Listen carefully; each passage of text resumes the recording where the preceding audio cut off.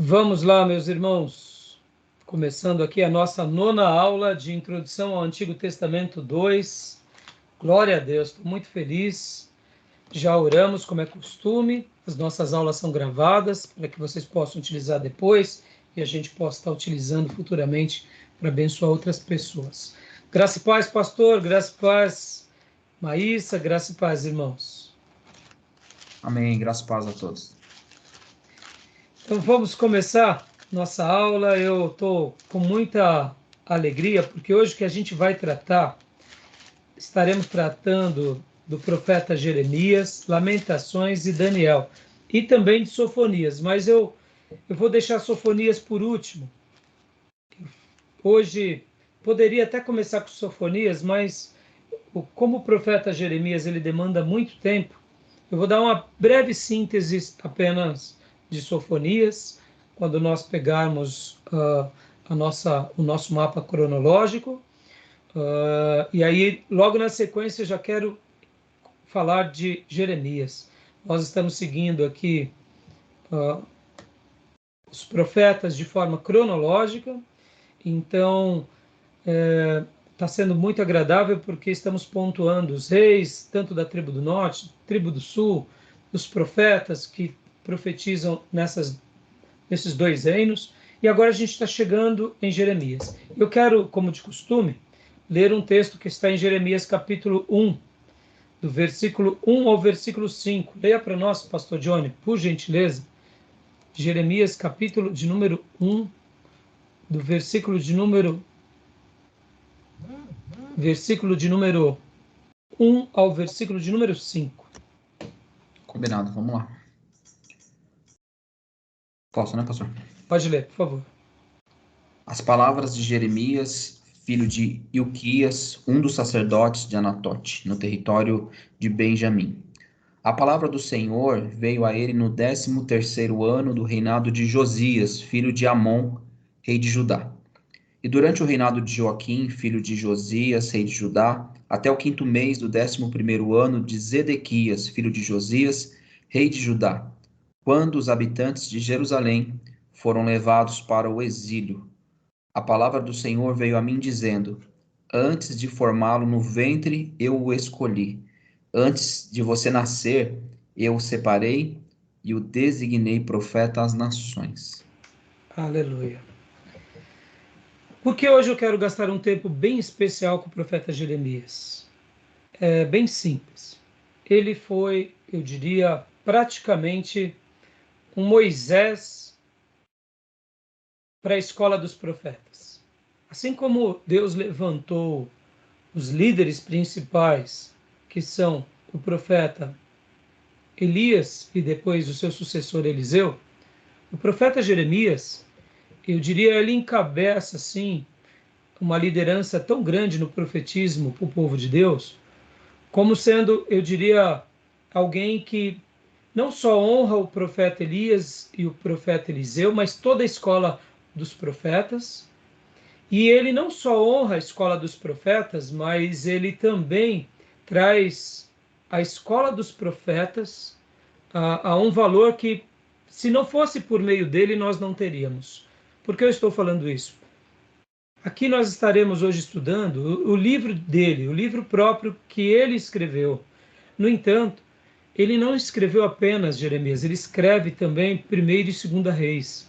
Por ele escrever 1º e 2º Reis, ele vai falar sobre a monarquia, mas ele vai dar um destaque de forma, eu diria, muito grande aos profetas.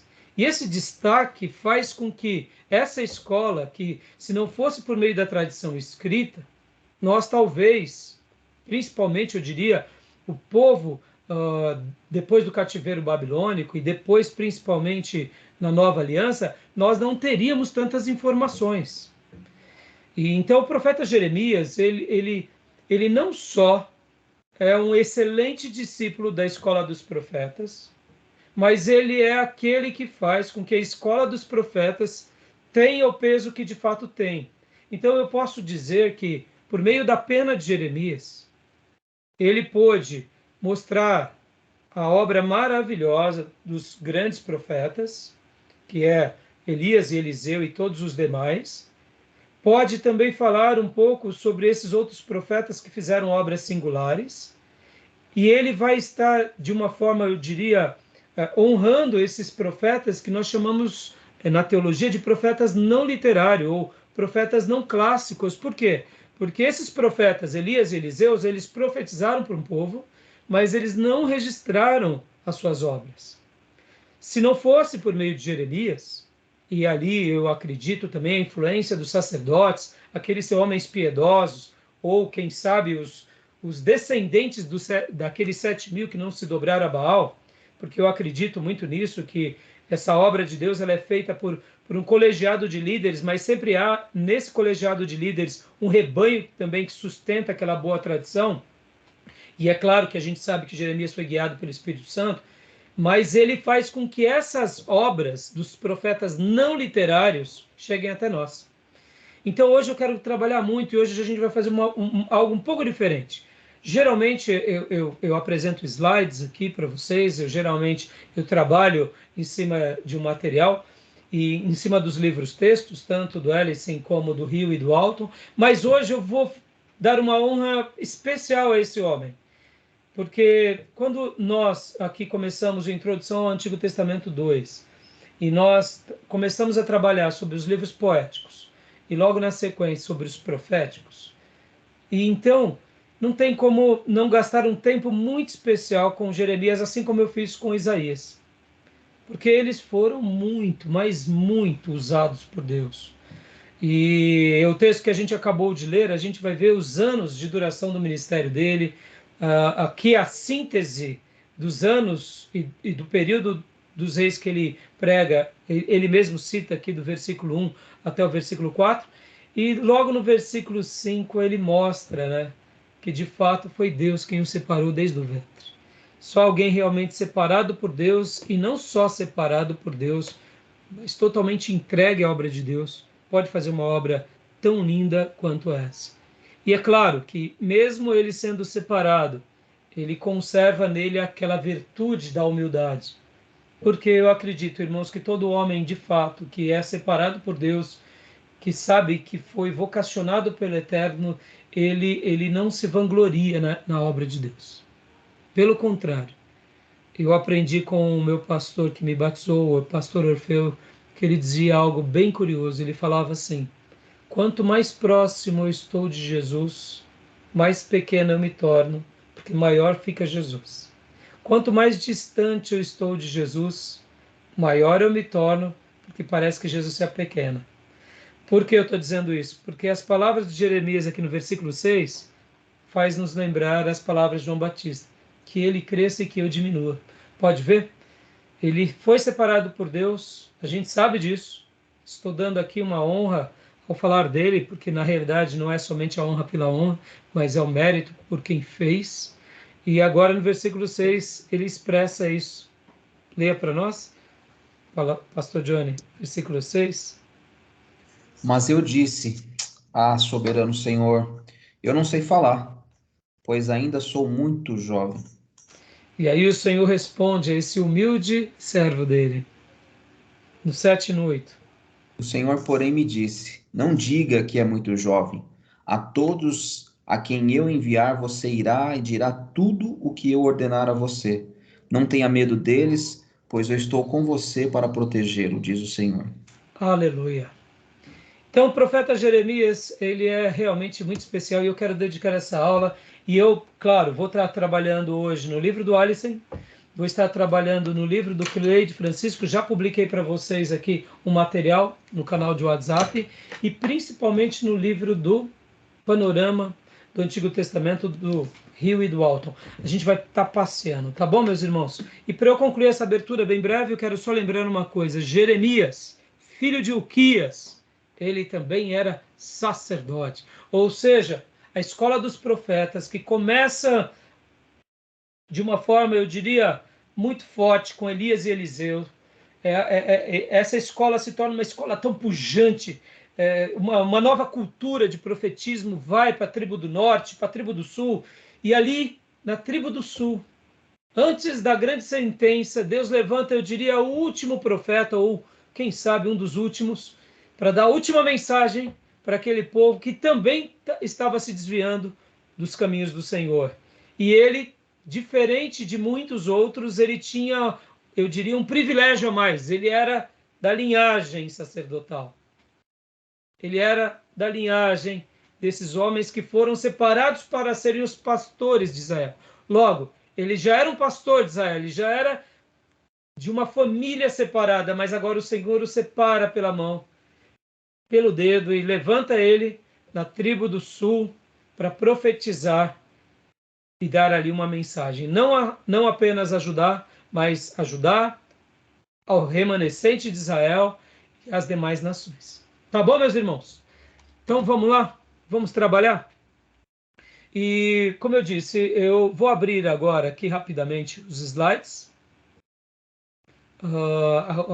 aquelas mapas cronológicos.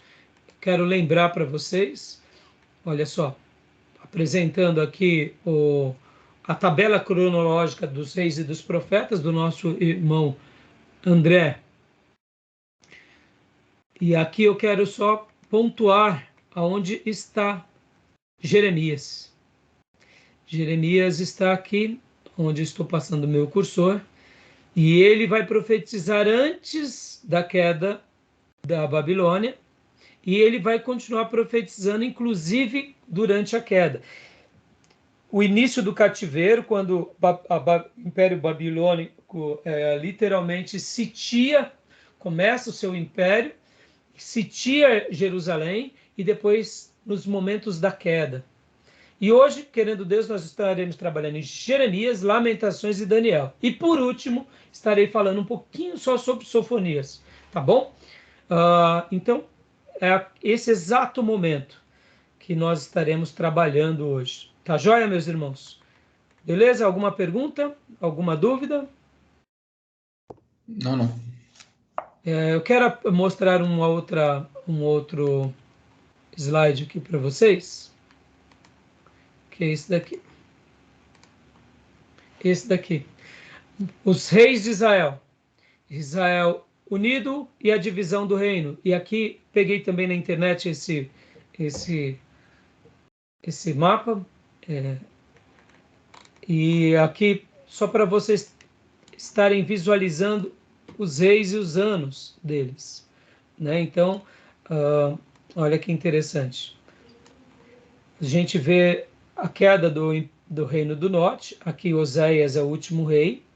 E ainda depois de Oséias temos Acás, Ezequias, Manassés, Amon, Josias, Joaquim. E aí onde entra o profeta Jeremias, literalmente nesse período.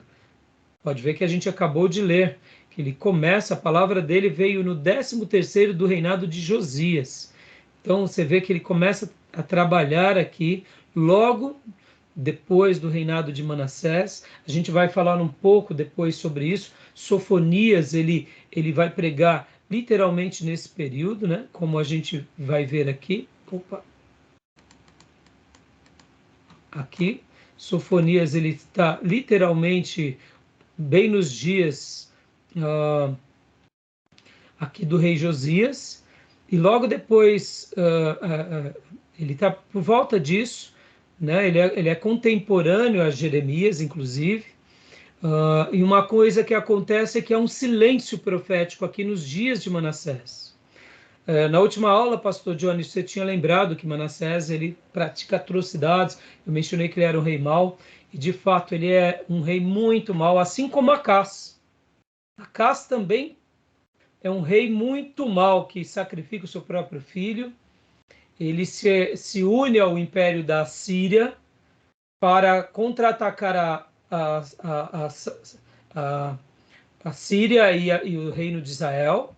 E ele, inclusive, favorece, eu diria, no cativeiro assírio, porque algum tempo depois, Acás, ele, de fato, a gente nota que ele, o rei da Síria, consegue se unir a ele, para ele se defender do rei de Israel com o rei da Síria.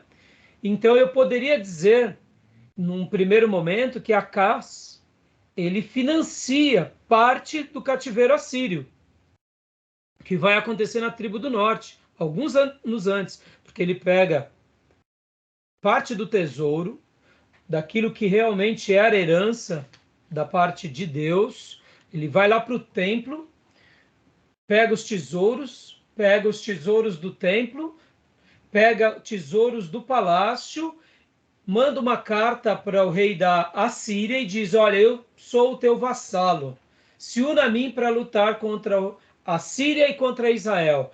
E então o rei da Assíria, que agora já é um império, se une a Acaz. E logo depois disso, Acaz ainda faz atrocidades no próprio templo.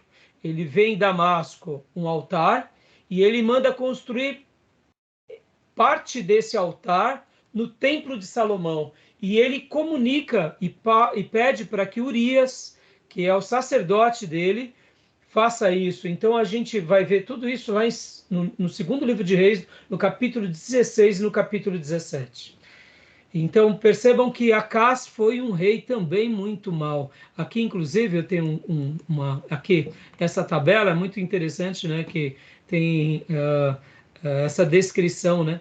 Desagradou a Deus, agradou e desobedeceu. Acaz ele desagradou a Deus, mas eu diria que também desagradou e desobedeceu, né? Porque não tem como, quando desobedece, não, a gente pode fazer uma leitura que só desobedeceu, mas no caso, Acaz ele desagrada mesmo, ele foi mal. Esse gráfico, o que ele quer dizer é o seguinte, que os reis da tribo do norte, todos desagradaram,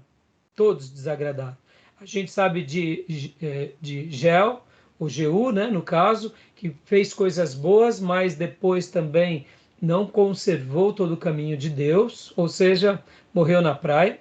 E aqui da tribo do sul, que é a tribo de Judá, ainda tiveram reis que agradam a Deus, que foi Asas, Josafá, Ezequias e Josias.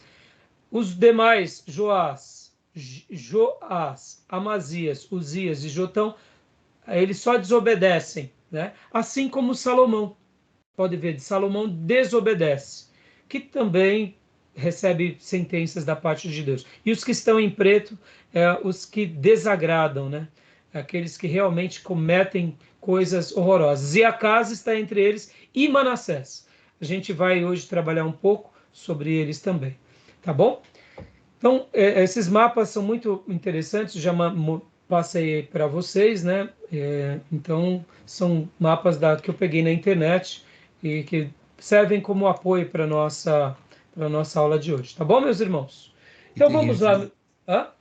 Que terrível, né? Quando você vê ali destacando quem desobedece, quem desagrada. E, enfim, é terrível, porque são pouquíssimos mesmo. Passado pela peneira. E, pastor, quando você falou na última aula, né, sobre no Manassés, que ele tinha sacrificado o seu filho, Acaz também. E você vê como é duro isso, porque são reis da linhagem de Davi, que estão praticando não só pecados de idolatria, inclusive hoje, enquanto fazia a minha lição de casa para vocês, eu até fiz um comentário, né? Que é a questão do pecado. O pecado ele é inflacionário. Se você não rompe ele, você continua a fazer com que ele cresça. Eu escrevi assim, abre aspas, o pecado é inflacionário e avassalador, ponto de interrogação. Ou o destruímos de vez, ou as paredes laterais desse abismo vão sendo aumentadas e elas vão sendo destruídas até o ponto de nos tragar definitivamente para o abismo. Fecha aspas. Então a gente vê, e aqui fica uma lição de casa para vocês, irmãos, nos capítulos de número 16 e 17, né? E hoje a gente vai estar lendo também bastante as escrituras, porque é muito forte isso. Por exemplo, como eu falava há pouco para vocês, quando ele vence a batalha, se tornando um vassalo do rei da Assíria, porque olha só que interessante, irmãos. Ele se torna um vassalo, ele luta contra o seu irmão. E por que eu quero que vocês depois façam uma lição de casa, leiam com calma esses dois capítulos? Porque eu sei que temos muita informação hoje. Minha vontade era simplesmente ficar trabalhando nesses textos, eu diria até de forma mais detalhada mesmo, né? Mas como nossa proposta não é fazer um debate bíblico mais profundo, né? É introdução do Antigo Testamento, então não vai dar. Mas olha que interessante, o que nós vemos, né?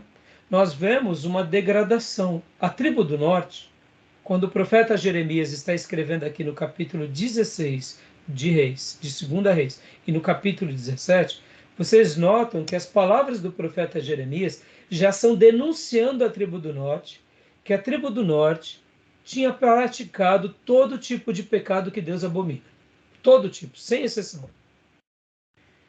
E que por causa disso Deus permitiu com que a Assíria se levantasse contra a tribo do norte e destruísse.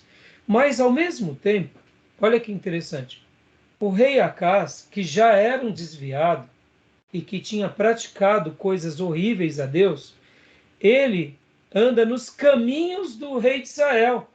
Vamos ler esse versículo, vale a pena. Graça e paz, Gil. Tudo bem, meu irmão?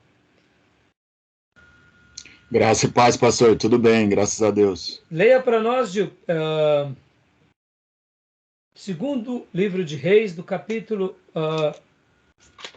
16, versículo 2 até o versículo de número 4. 16, versículo 2. Até o 4. Deixa eu só continuar aqui uma breve citação. O rei Acaz, ele não só se desvia daquilo que realmente Deus tinha deixado para ele, mas ele se une agora ao imperador da Síria, e lembrando que a Síria aqui já estava criando aquela força gigante, ele vai contra o seu irmão, mas ao mesmo tempo, aqui, olha que interessante, irmãos, nessa hora não tem nada de irmão. O que eles estão aqui é numa busca desenfreada pelo poder. Porque ele está praticando os mesmos pecados de Israel e está lutando contra Israel. Logo, o que entendemos?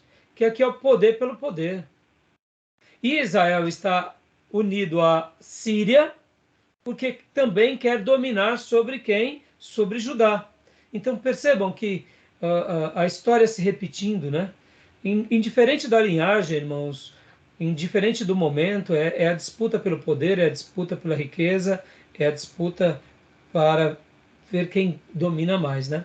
Então leia para nós, Dio, por gentileza. Tinha Acaz 20 anos de idade quando começou a reinar, e reinou 16 anos em Jerusalém.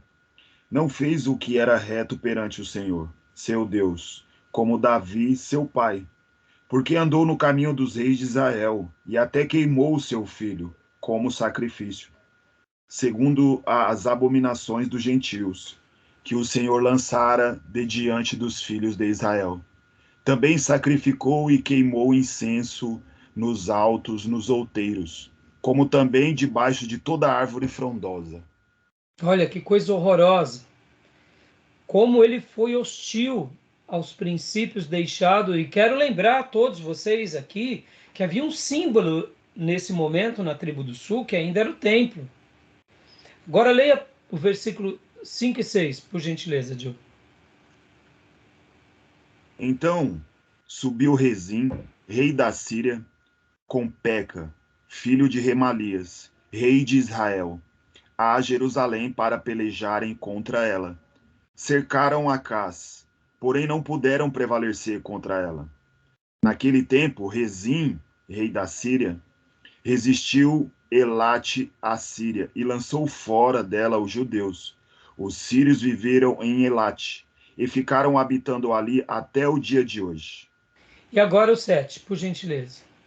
Acaz enviou mensageiros a Tiglat-Pileser, rei da Síria, dizendo: Eu sou teu servo, teu filho, Sobe, livra-me do poder do rei da Síria e do poder do rei de Israel, que se levantam contra mim.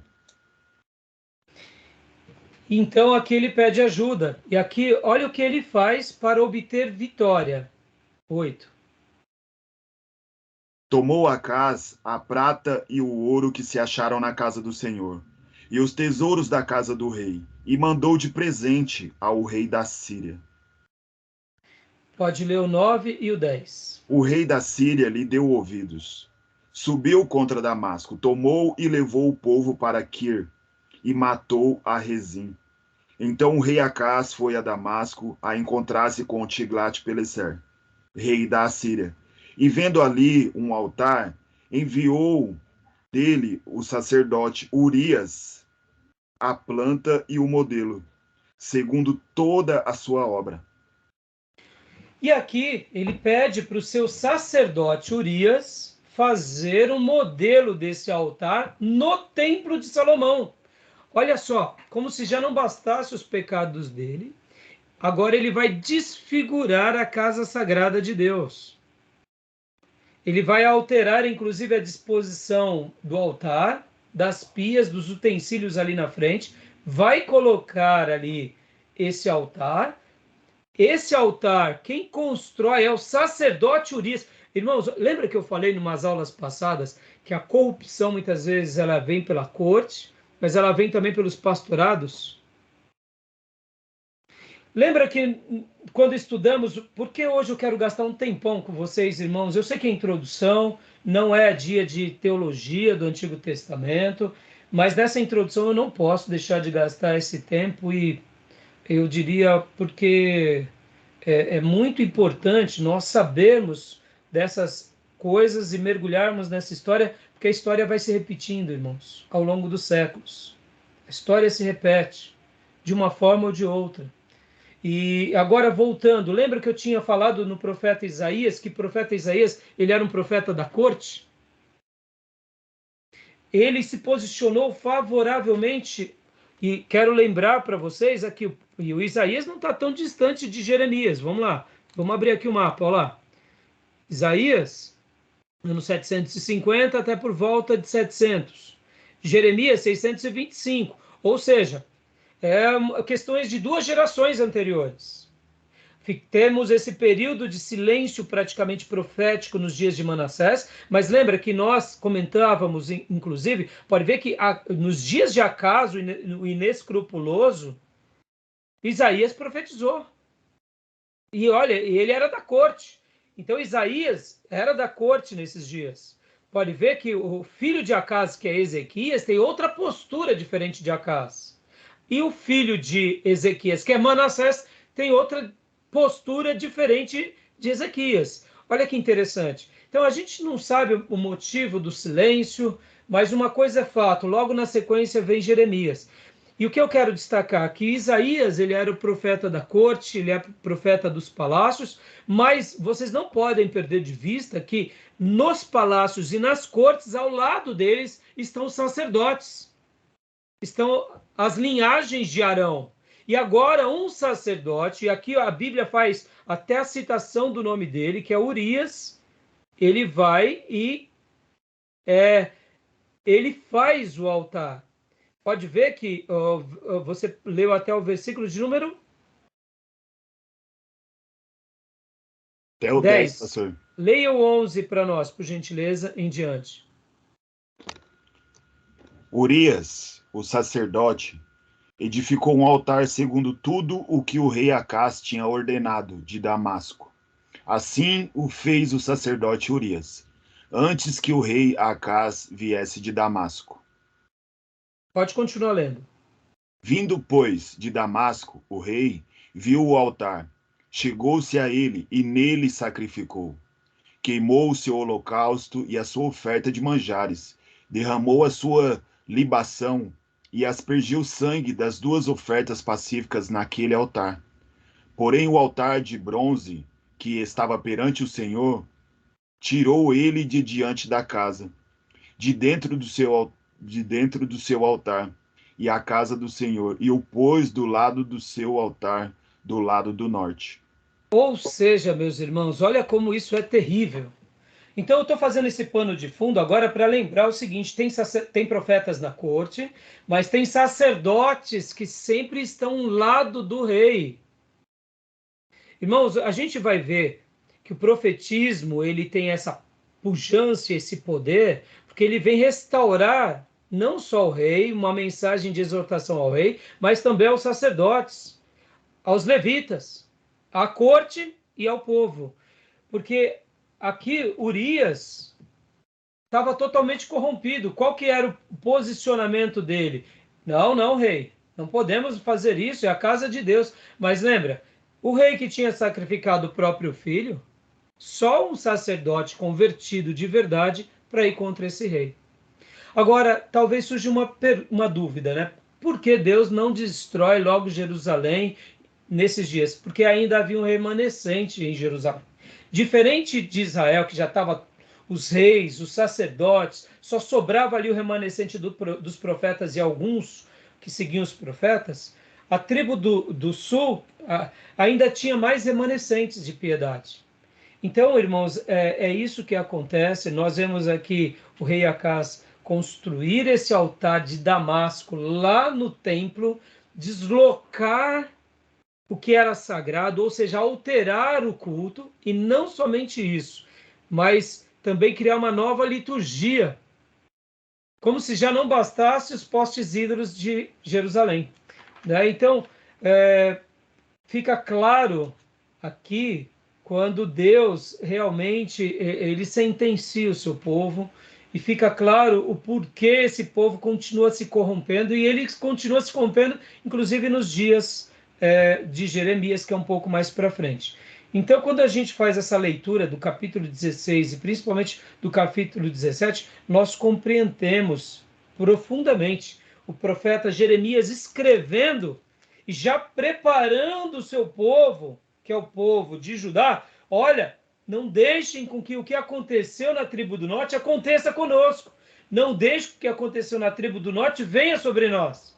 Mas o povo, como eu disse, estava preso no pecado, e o pecado ele é inflacionário, e ele, por ser inflacionário, ele cega, e ele vai tendo seus dividendos e as suas bonificações, vai tendo as suas correções, e enquanto nós não rompemos o pecado de vez pelo poder da cruz ou pelo poder de Deus, a gente continua sendo escravo do pecado.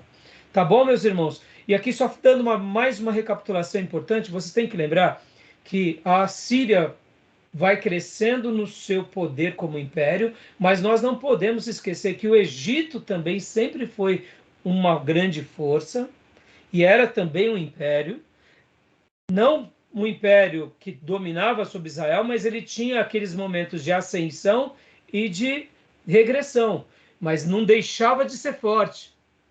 Assim como a Babilônia também já era um império, mas ela muitas vezes não tinha aquela força tão grande, mas dominava naquela região. Quando a gente fala que eles se tornam grandes impérios, é porque eles acabam abraçando os outros, e aí dominando sobre os outros. Tudo bem até aí, meus irmãos? Tudo jóia? Tranquilo? Então Ok, vamos... Eu fiz esses comentários, eu tomei essas notas, porque não tem como a gente não mencionar, né, sobre esses servos de Deus. E aqui também recapitulando uma outra coisa, irmãos, a gente vai trabalhar no final sobre Sofonias, mas eu já queria deixar aqui como uma prévia. Sofonias, ele está ali entre Isaías e Jeremias. Logo depois, possivelmente, desse silêncio, vem Sofonias. E possivelmente Sofonias foi contemporâneo a Jeremias.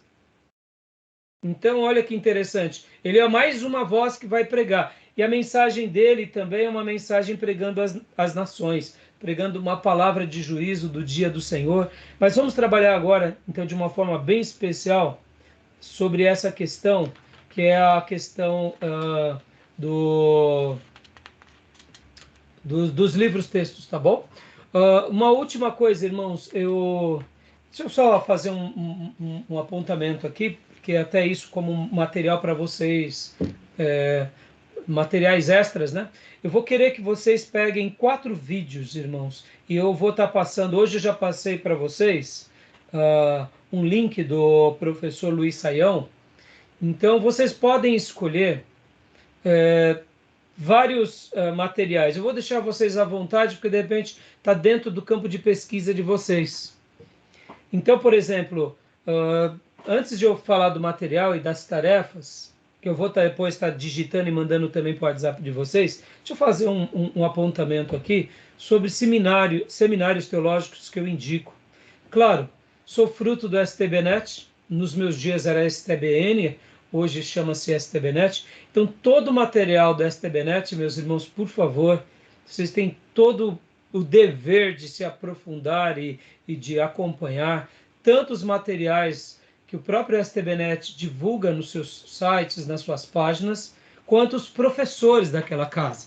E aqui eu destaco o meu querido amigo, professor Zé Ribeiro, pastor Maurício, pastor Omar Bianchi, Sérgio Mascarenhas, a própria professora Márcia Zollner, pessoas assim extremamente competentes que têm uma palavra muito boa sobre esse assunto do Velho Testamento. Também indico aqui o meu professor, que foi o professor Sandoval, que hoje ele está na região do ABC, e ele também é outro grande professor, docente sobre o Velho Testamento. Tudo que vocês pegarem desses colegas, mergulhem neles. Mas, como eu tinha dito, eu passei hoje uma lista de materiais do professor Luiz Saião, e eu gostei muito. O professor Luiz Saião, ele dá uma série de mensagens sobre o Velho Testamento, que está, inclusive, no site do YouTube, ou na página do YouTube da Igreja Batista das Nações Unidas. E é aquele link que eu passei para vocês. Então, vocês vão poder selecionar 4 vídeos, ou do professor Saião, ou da Márcia Zollner, ou do Sandoval.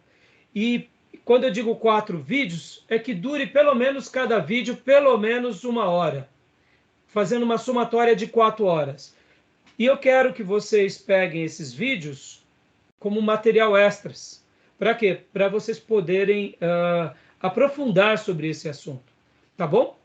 Eu explico depois melhor no particular para vocês. E como eu dizia, irmão, seminários que eu indico o STBnet, o Martin Buster, o JMC, que é o Seminário Presbiteriano. Esses 3 seminários, juntamente com outros que eu vou citar aqui, vocês com certeza já ouviram falar de várias dessas pessoas. Nosso querido reverendo Nicodemos, Hernandes Dias Lopes, Franklin Ferreira, o próprio Saião, eles atuam nesses seminários, inclusive no Batista de Perdizes, que é chamado a Teológica, né, de Perdizes.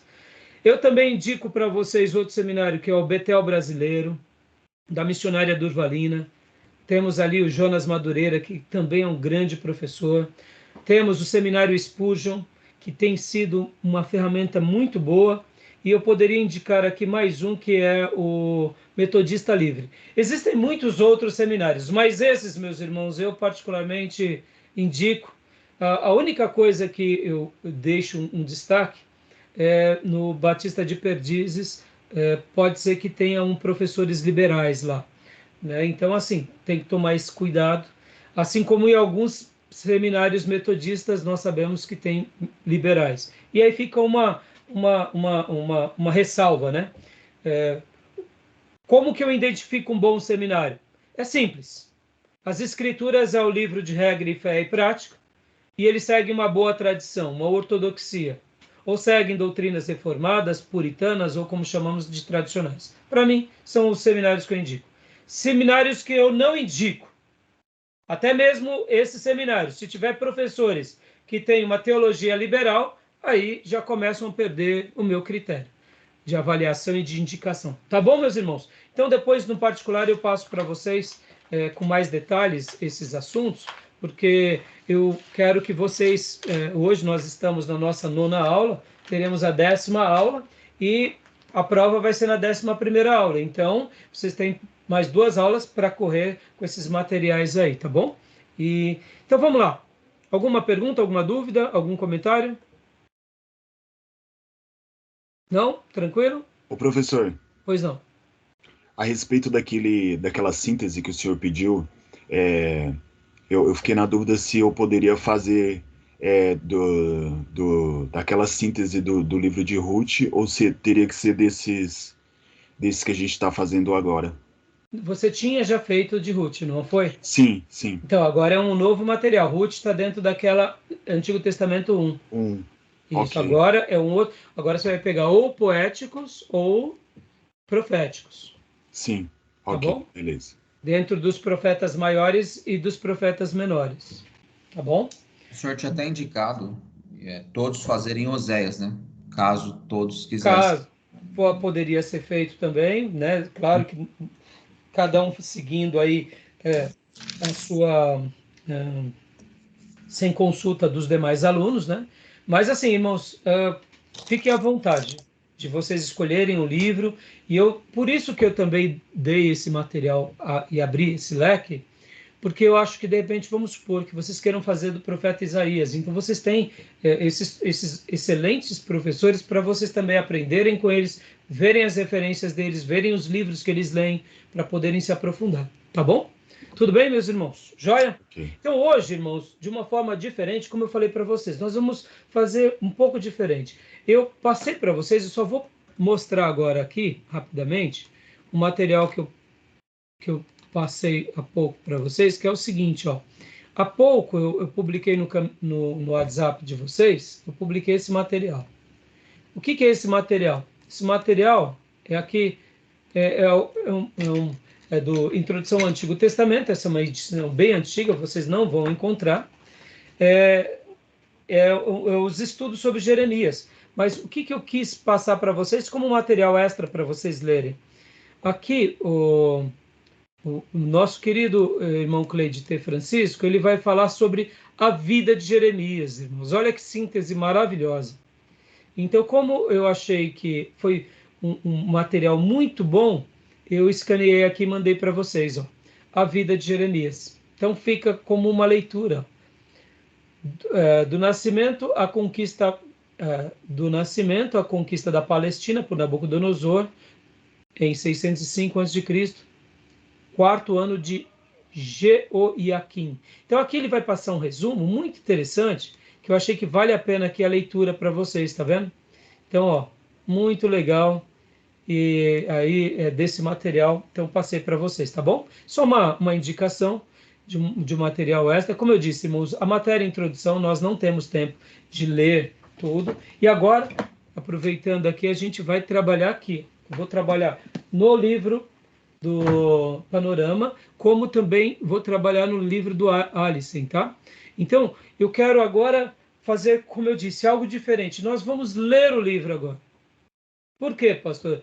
As informações sobre Jeremias, me permite um comentário aqui, irmãos. Talvez eu não tenha muito conteúdo do profeta Elias e Eliseu. Nós não temos material, se não fosse Jeremias. Então eu quero, nessa aula, literalmente dedicar ela a esse profeta, no sentido de honrar esse profeta. E eu poderia gastar 5 aulas aqui tratando desse assunto, tratando do livro, lendo o livro, estudando, fazendo uma análise do livro, fazendo uma análise do que ele fala sobre reis, sobre os profetas. Ou seja, eu acho que quando a gente fala da escola dos profetas, e aqui a gente está estudando agora, depois que estudamos os poéticos e os sapienciais, nós estamos estudando os profetas maiores e os menores. Mas dentro dos profetas maiores e os menores, nós temos também aqueles profetas não literários ou não clássicos, que está dentro dos profetas. Tudo isso é obra de Jeremias. Então, imaginem isso, irmãos. Para mim, Jeremias, na escola dos profetas, foi o apóstolo Paulo deles. Assim como nós, Igreja de Jesus, devemos demais ao apóstolo Paulo, porque quase metade do Novo Testamento foi pena de Paulo. E nós conhecemos muito das histórias dos apóstolos e da história da igreja primitiva por causa de Paulo. Sem Paulo, nós ficaríamos assim, sem muito horizonte do que fazer muitas coisas. Na minha opinião, Jeremias foi um Paulo para os profetas, não clássicos e clássicos. Por essa razão, eu quero dedicar essa aula e eu quero pegar esses livros, que são os nossos livros de estudo, e lê-los agora com os irmãos e vamos fazendo apontamentos.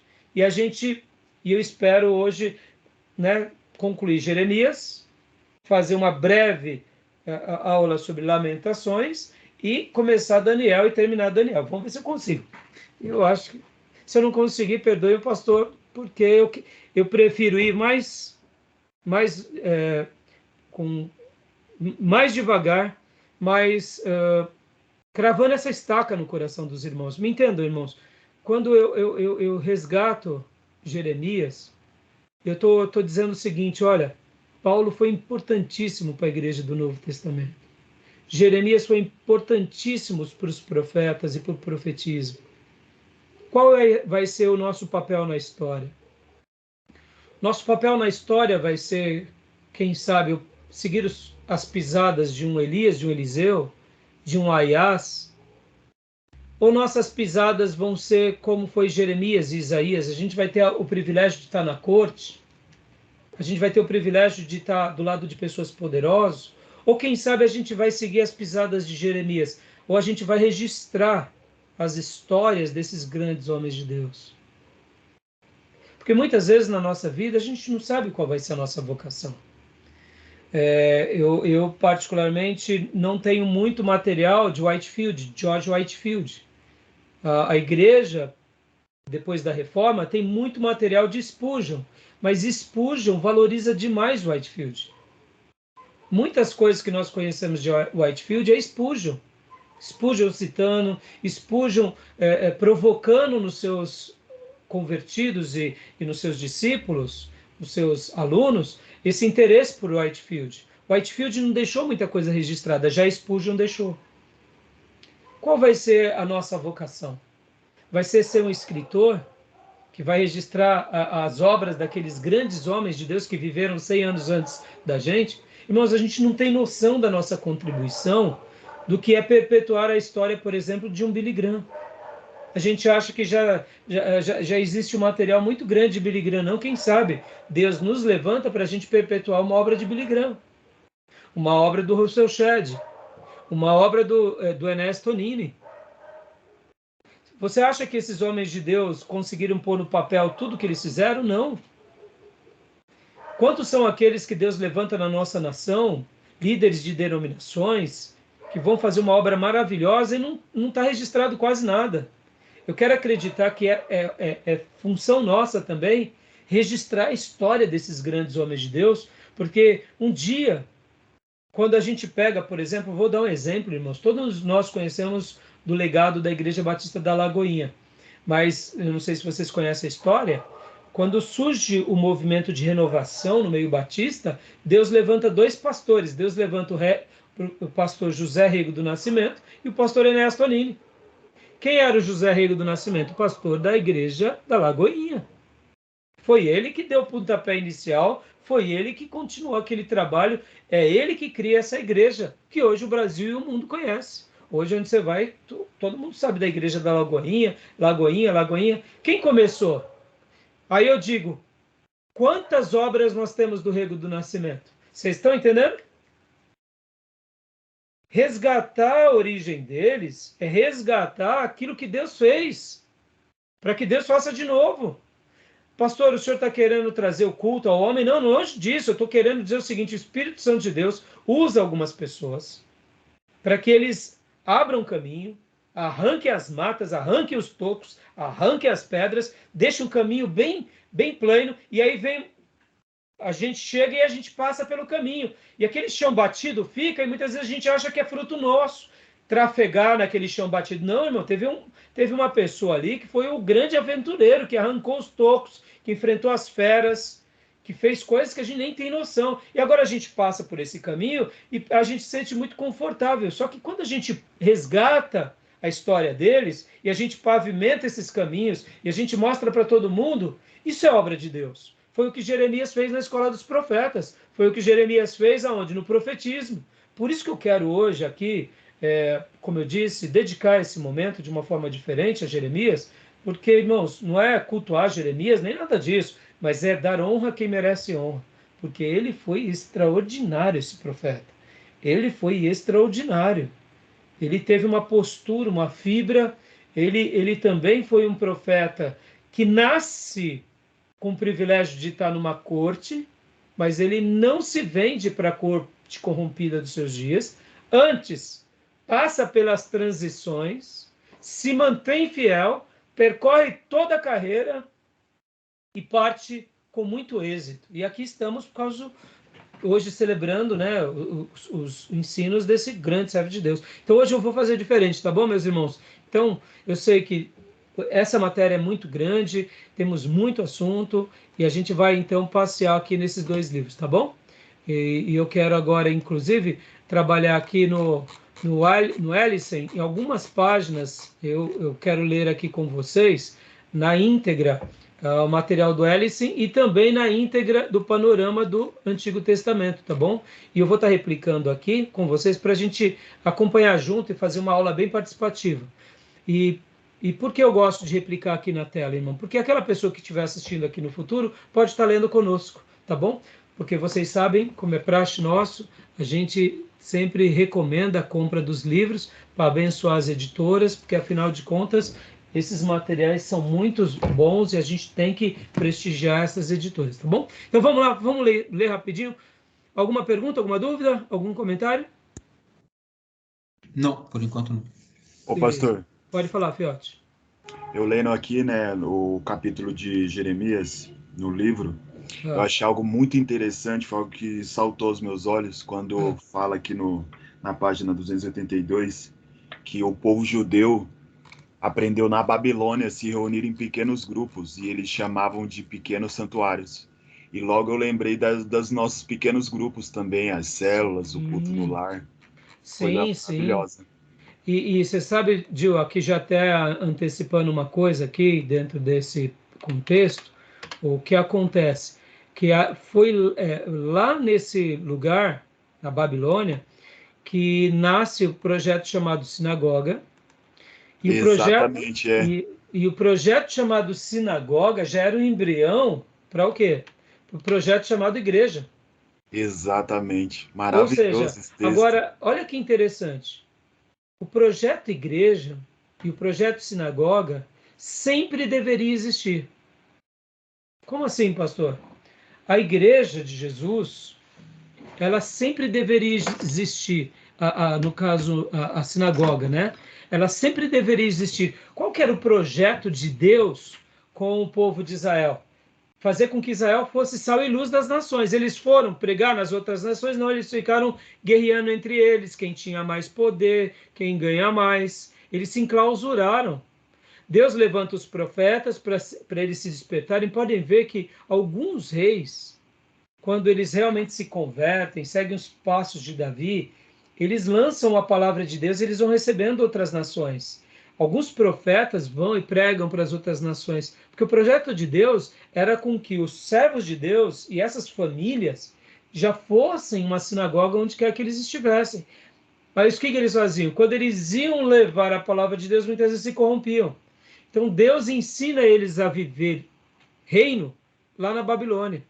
Eles não eram missionários verdadeiramente, né? Não. E isso é uma coisa que a gente tem que pensar nessa essência, né, de ser um missionário não só como um enviado, mas alguém como vive, né? A missionária Durvalina, ela tem uma frase muito linda que eu aprendi com ela. Eu tive a honra de muitas vezes estar do lado da missionária Durvalina, lá do Betel brasileiro, uma pessoa, uma pérola. E ela falava assim, que um coração sem Cristo é o meu campo missionário. Mas você só consegue atingir um coração sem Cristo se você vive o cristianismo o tempo todo. E podem ver, nós somos missionários onde estamos. Somos missionários na escola, na faculdade, no mercado de trabalho, na família. E não só quando enviamos. Então, a necessidade de viver o verdadeiro cristianismo, ela é premente, ela é urgente, ela é o tempo todo, e não só quando enviamos um punhado de pessoas. Tá bom, meus irmãos? Hoje, por incrível que pareça, hoje está aparecendo aqui a marcação. Glória a Deus, que bom. Apareceu aqui o tempo cronômetro. Então, meus irmãos, vamos começar agora a leitura. Então, eu vou fechar esse bloco, vou abrir outro e a gente já começa. Tudo bem? Pode ser? Para a gente fechar assim, para não alongar demais, porque na última aula pastor Rai ficou empolgado, estava sem um cronômetro aqui, aí eu me pirulitei. Tá bom? Fechado, então? Combinado. Fechado. Então eu vou parar essa gravação agora, tá bom?